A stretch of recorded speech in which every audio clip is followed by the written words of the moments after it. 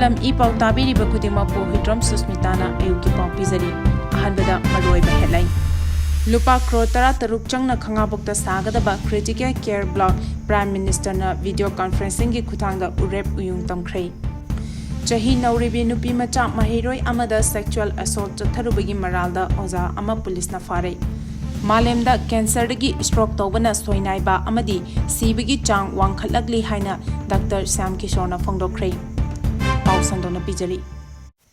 Lupa Crore taruk Changna Khangabok ta Sagadaba critical care block Prime Minister na video conferencing gi khutangda Urep Uyung Tamkhre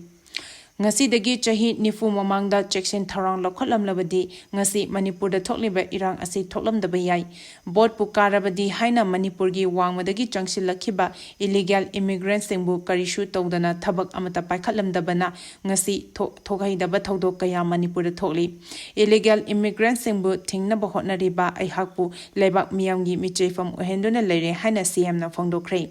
Wafam asi ngarang Directorate of Health Services Manipur amasung State Health Mission National Health Mission Manipur anina sinduna Khangabok thalaiba Thobal District Hospital da nongna sagadaba critical care block ki Urep Uyung tambagi thoramda CM Birena phongdokhibani Prime Minister Ayushman Bharat Health Infrastructure Mission PMABHIM gi makhada Lupa Crore taruk hena changna sagadaba mathol ani legadaba critical care block adu New Delhi da leiba All India Institute of Ayurveda AIIE da pangthokpa tongan ba project kaya sangaba amadi Urep Uyung tambagi saruk ama oina Prime Minister Narendra Modi na video conferencing gi kuthangda Urep Uyung gi fijang haidoklaba matungda amuk Chief Minister N Virena luchingduna Minister MLA kaya yaut saruk yaduna fijang haidoktuna Urep Uyung tamkhe Chahi Nauribi nupi macha mahiroi amada sexual assault chatharubagi maralda oza ama police na fare Sahi Nauriba nupi macha mahiroi amada sexual assault chatharubagi maralda private school gi oza ama police na fare lagliba taramathoi fawa judicial custody da remand lokthakre hari Report amagi matung ina thodok asi Tenopal district ta thokibani sahi Nauribi nupi macha aduda hanjin sexual assault chatharubadagi faraba miyoi adudi lamthaka moring chan maring chahi kun kawi Victim oiribi nupi macha adugi mama mapana police ta complaint ama thagalakpadagi complaint aduga mari leinana mahapu fagat khibani Machi police station gi team amana miyoi amana pokso court ta puthoklaba matung lakleba November 13 fawa judicial custody da remand lokthakibani court ki president aduda special public prosecutor na phongdokhibagi matung ina victim oiribi nupi macha adugi apopi na tha asigi kunmathoi da complaint ama police ta tarakhi complaint asida tha asigi 15 amasung 13 ta Tenopal da leiba yum amada oza asina mahaki macha nupi da sexual assault jathaki hari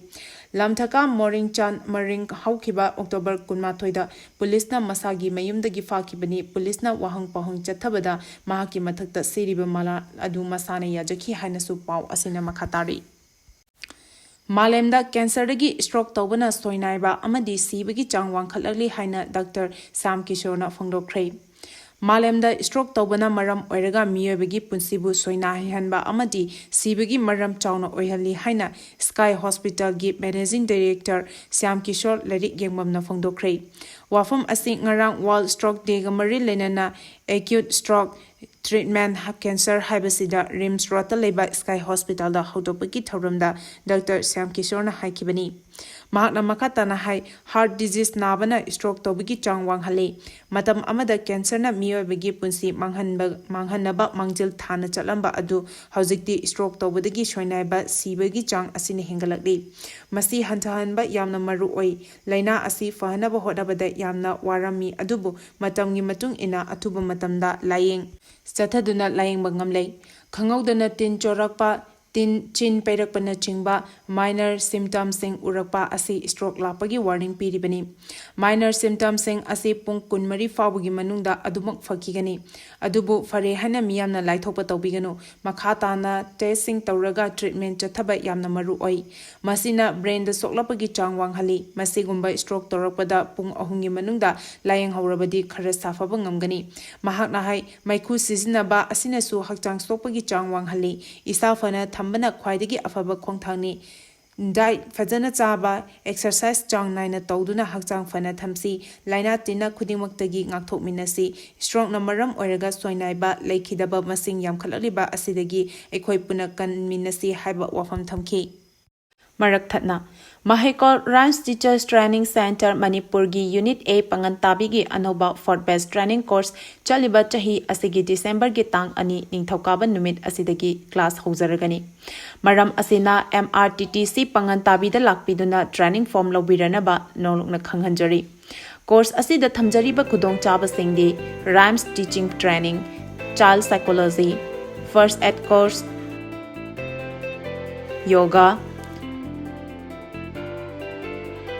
Potloy Makeup Training.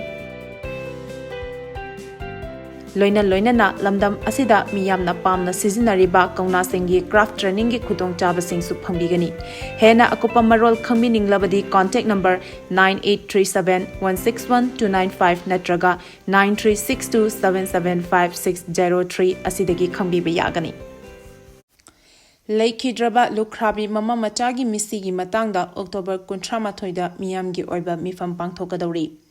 Haukiba September Kulhumdogi Ayukta Yamna Chingnaningai Oiba Mawongda Sina Pankiba Vasanti Amadi Lanchenbi Mama Macha Anigi Aroiba Mathomangam Haukiba October Kuntareta Pangthokraba Matungda Mama Machagi Thawai Mirelna Mapugi Lekolda Ingna Chikna Lairunabagi Damakta Ngamjaba Hairang Lairang Khara Lining Laishonga Loinana Sembiba Mapugi Mafamda Kachagadori Haina JAC Against Unnatural Death of Vasanti and Lanchenbigi Convener Oina Thaupuribi Oinam Chawa Lemana Press Thadorokpa Cherol Amana Hari. Cherol Asina Hai Asugumba Nupi Angang Sing the Chatharakpa Miyot Minashing Ekogi Kunaisida Makatana Toktanaba Mama Lukrabina Mazagi the Makta Loramba Todangshing Adu Tungi Mirosina Nishing Duna Lehonabagi the Makta Kari Karamba Kongtang Sing Lokapa Tabage Habagi Matanga Miyamgi Oiba Kananinaba Mifam Amapang Tokani Hari. Lukrabi Mama Macha Anigi Misina Thamoi Kahelaba Mama Macha Nushibiba Amadi Asigumba Nupi Angang Singi Matakta Chatharakliba Miyot Minashingi Mayokta Lepiriba Mipung Kudimakna Matam Chana Lakpiduna Pangthokadoriba Thoram Asibu Mapung Fahan Binaba JAC gi Maikedigi Nonglukna Ningshingjarakli.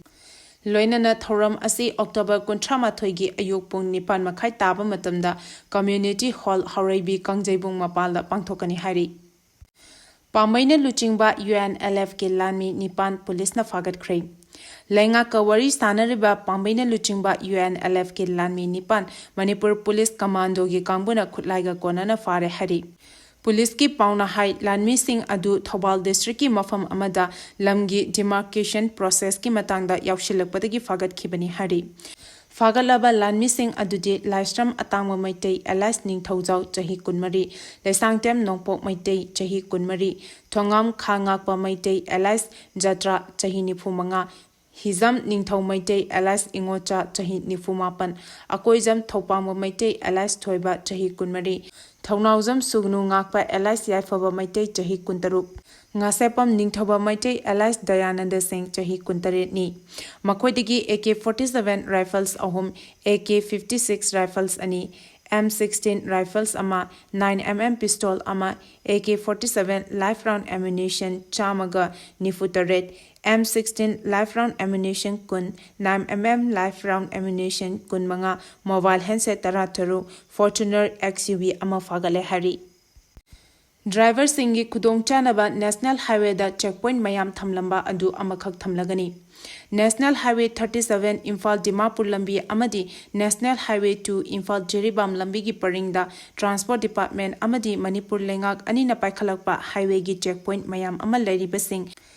Asi driver singi Kudong Chanaba checkpoint amadang thamlagani haina Transport Director na Driver Union da thazaba pirakray. Hiram asiga mari lenana MG Avenue de Laiba All Manipur Road Transport Drivers and Motor Worker Union ge office ta pangthokiba paugi mifam amada Union asigi General Secretary Maimom Anil na hai.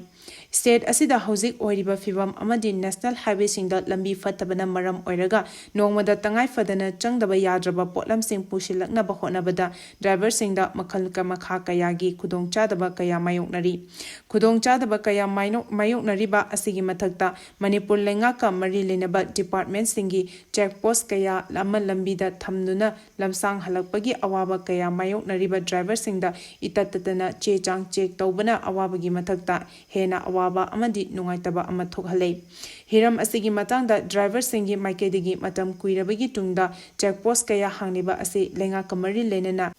checkpost tara natraga maranai oina aina yadaba mongda chalairibra haibadu yengsinbinaba takshinduna lakhibani haiki CRPF personnel ani hatpada chenaba KNFMC gi thongminthang haukip NIA formal arrest laukhrai Sahi asigi April kuntareta Naran Sena maningda CRPF personnel ani hatkhiba aduga personnel anina sokhankhiba thodok aduda chenaba KNFMC gi member Thongminthang Haukip National Investigation Agency NIA formal arrest laukhrai